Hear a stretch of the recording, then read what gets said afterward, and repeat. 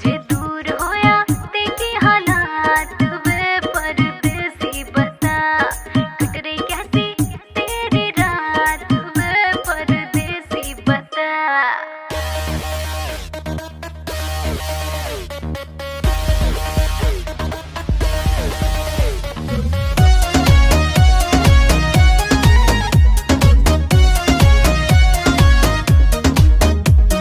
छोड़ गई दिल तोड़ गई, चल कोई नहीं, मैं तड़पा और तू रोई नहीं, चल कोई नहीं। तू छोड़ गई दिल तोड़ गई, चल कोई नहीं, मैं तड़पा और तू रोई नहीं, चल कोई नहीं।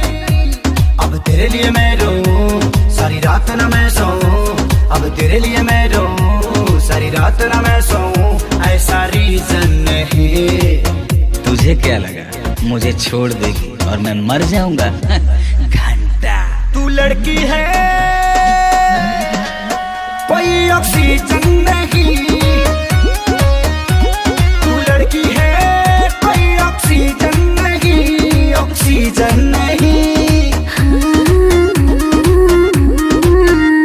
मैं पड़ा था तेरे प्यार में, तुझे मान के बेबी अपना, तुझे डेट किया तेरा वेट किया, देखा तेरा ही सपना, हर पल तेरा मन केयर किया, हर बात तेरे से शेयर किया, और तूने बेबी कहीं और फेयर किया। हाँ जो दिल पे लगा तो डिटॉल, ये गम तेरा कम जाएगा, छोड़ो गुस्सा रखो फीलिंग फेज में, ये प्यार फिर से जम जाएगा।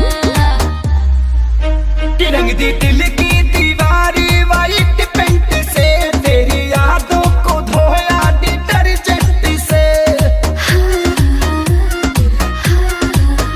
मेरे बाबू मेरे सोना तुझे क्या हो गया, काहे मुझसे तू ऐसे खफा हो गया। अब दिल से दिल ये मिले फिर प्यार के फूल खिले, ऐसा सीजन नहीं। तुझे क्या लगा कि तू छोड़ के चली जाएगी तो मैं सूखे पत्ते की तरह बिखर जाऊंगा? घंटा तू लड़की है कोई ऑक्सीजन नहीं,